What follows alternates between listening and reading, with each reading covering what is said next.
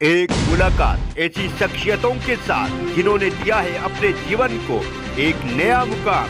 रूबरू कराएंगे ऐसी कुछ हस्तियों के साथ एक खास शख्सियत के साथ मुलाकात। जयदेव पटेल के साथ नंबर 1 इंडिया न्यूज पर रात।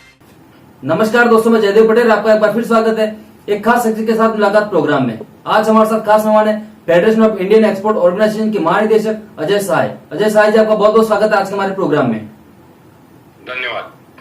अजय साय जी, आपसे मेरा पहला सवाल है कि अफगानिस्तान में जो स्थिति है उसको लेकर एक्सपोर्ट इंपोर्ट का जो हमारा कारोबार है अफगानिस्तान के साथ, उस पर कितना इफेक्ट आप देखते हैं और क्या आकलन करते हैं? देखिए, जिस तरह का अफगानिस्तान में डेवलपमेंट है उसको देख के हमारे जो एक्सपोर्टर इंपोर्टर वो काफी चिंताग्रस्त हैं। इंपोर्ट में जहां तक हमें भी समाचार मिला हुआ है कि जो अफगानिस्तान से पाकिस्तान के रूट से जो इंडिया सामान आता है उन्होंने पाकिस्तान एंट्री के ऊपर रोक लगा दी है। तो जो भी इंपोर्ट हो रहा है थ्रू पाकिस्तान वो स्टॉप हो गया है।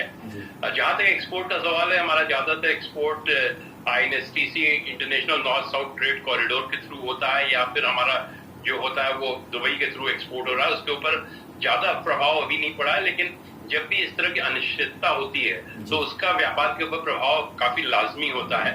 अभी हम एक्सपोर्टर्स से सिर्फ ये कह रहे हैं कि जो भी वो एक्सपोर्ट कर रहे हैं वो अपना एक क्रेडिट कवर ले लें, कोई क्रेडिट इंश्योरेंस ले लें, क्योंकि हो सकता है पेमेंट आने में वहां से प्रॉब्लम हो सकता है, बैंकिंग में किसी तरह का चेंज हो जाए, कोई रिस्ट्रिक्शन आ सकता है। दूसरी, जो बहुत से एक्सपोर्टर जिनके पास अभी डिलीवरी पीरियड है, लंबा डिलीवरी पीरियड है, वो भी डिले कर रहे हैं। वो देखना चाहते हैं कि यहाँ सिचुएशन क्या फाइनली इमर्ज होके आती है। तो अगले 2 वीक काफी क्रूशियल रहेंगे। 2 वीक के बाद हमें पता चलेगा कि किस तरह का वहां पे रवैया रहता है, क्योंकि तालिबान ने भी ये बोला हुआ है कि वो बिजनेस एज यूजुअल चलने देंगे। तो अगर इस तरह का इशू आता है तो शायद ज्यादा फर्क नहीं पड़े, लेकिन जिस तरह की अभी हमारी घटना चल रही है उसको देखते हुए ट्रेड का प्रभावित होना बहुत ही ऑब्वियस है। जी अजय साहब जी, इंपोर्ट्स के लिए भी क्या कोई खास तरीका का कोई फॉर्मूला बनाया गया है जैसे एक्सपोर्ट्स के लिए बनाया गया, इस तरीके का कोई? इंपोर्ट्स हमारा ज्यादातर लैंड रूट के थ्रू होता है, क्योंकि पाकिस्तान ने अफगानिस्तान से इंपोर्ट्स करने के लिए ट्रांजिट राइट दिया गया है और ये बहुत छोटा सा रास्ता है।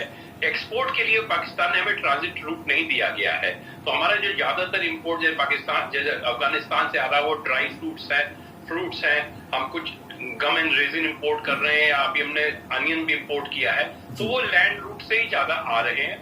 तो उसके ऊपर प्रभाव पड़ा है। अब ये देखना हो वो कितने दिन वो प्रभाव चलता है, क्योंकि अगर वो लंबे समय तक प्रभाव चलेगा तो हो सकता है कि जो भी हमारी ड्राई फ्रूट जो है वहां से आता है और काफी मात्रा में आता है, वो ड्यूटी कंसेशन के ऊपर भी आता है, तो शायद हो सकता है डोमेस्टिक मार्केट में वो थोड़ा उसकी कीमतें प्रभावित हो सकती है।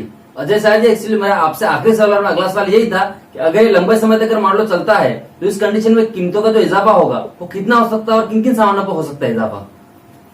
देखिए, जहां तक हमने बताया कि हमारा मेन इंपोर्ट जो है वो ड्राई फ्रूट्स का है और थोड़ा फ्रेश फ्रूट्स का है, जो कि साइजेबल मात्रा में आते हैं। हमारा टोटल जो इंपोर्ट है आज की डेट में अफगानिस्तान से वो करीब करीब $520 मिलियन का है, जिसमें करीब करीब $400 मिलियन ड्राई फ्रूट्स और फ्रूट्स का इंपोर्ट है। तो ये साइजेबल इंपोर्ट है और इंडिया का अफगानिस्तान की एक प्रेफरेंशियल ट्रेडिंग एग्रीमेंट भी है, जिसमें कि इंपोर्ट्स पे थोड़ी हमें कस्टम ड्यूटी में भी थोड़ी सहूलियत मिलती है। तो इससे कुछ ना कुछ प्रभाव जरूर आएगा, क्योंकि ये भी देखा जाता है जब भी कोई एक सोर्स से इंपोर्ट कम होता है तो स्पेकुलेशन में भी चीजों की कीमतें बढ़ जाती हैं। तो इंपोर्ट से हम ये प्रभाव देख सकते हैं, लेकिन अभी ये बहुत जल्दी होगी इस तरह के प्रभाव देखने के लिए। हमें 1 महीने का इंतजार करना पड़ेगा और 1 महीने में अगर ये किसी तरह घटना चक्र इम्प्रूव नहीं करता है तो शायद ये बात आए। जहां तक एक्सपोर्ट का सवाल है, अफगानिस्तान हमारा एक अच्छा मार्केट रहा है। हमारा पिछले साल भी एक्सपोर्ट $835 मिलियन का रहा है।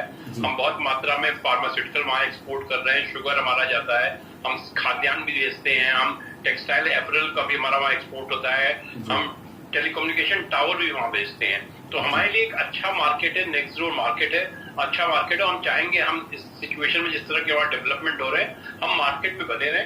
लेकिन जहां तक ये सोचता हूँ अगले करीब 1 महीना हमारे लिए बहुत क्रूशियल होगा। हमारे जो भी इंपोर्टर एक्सपोर्टर हैं वो सिचुएशन अभी वॉच कर रहे हैं और 1 महीने में जिस तरह का डेवलपमेंट होगा उस तरह हम उनको एडवाइजरी जरूर इशू करेंगे। अजय साहब, जाते मैं आपसे एक और कमेंट लेना चाहूंगा कि अभी वर्तमान कारोबार क्या स्थिति है वहां पे?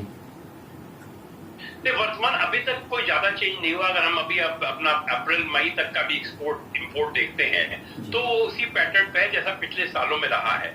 पिछले, क्योंकि इधर पिछले एक महीने में घटना चक्र बहुत तेजी में घुमा हुआ है, तो उससे ज्यादा प्रभाव पड़ रहा है। इससे पहले मई तक हमने कोई ज्यादा प्रभाव नहीं दिखा। हमारा जो बिजनेस था वो एज यूजुअल हो रहा है। जिस तरह का डेवलपमेंट हुआ है उससे कई कंसर्न आए हैं। हमारे बहुत से प्रोजेक्ट भी अफगानिस्तान में चल रहे हैं, वो भी हमें देखने होंगे किस तरह का उसका शेप लेता है। लेकिन अभी तक ऐसा कोई इंडिकेशन नहीं आया है कि वो प्रोजेक्ट में कोई प्रॉब्लम होगी। ऑफ कोर्स इस समय जो भी हमारे इंडियंस हैं वो यहाँ आना चाहेंगे जब तक यहाँ पे डेवलपमेंट सही नहीं होता है। लेकिन हमें देखना पड़ेगा किस सिचुएशन किस डायरेक्शन में जा रही है, और अगर डायरेक्शन सही होगा तो शायद हमें कोई ज्यादा चिंता की बात ना रहे। जी अजय साय जी, आपने समय दिया उसके लिए आपका बहुत बहुत धन्यवाद। थैंक यू, धन्यवाद।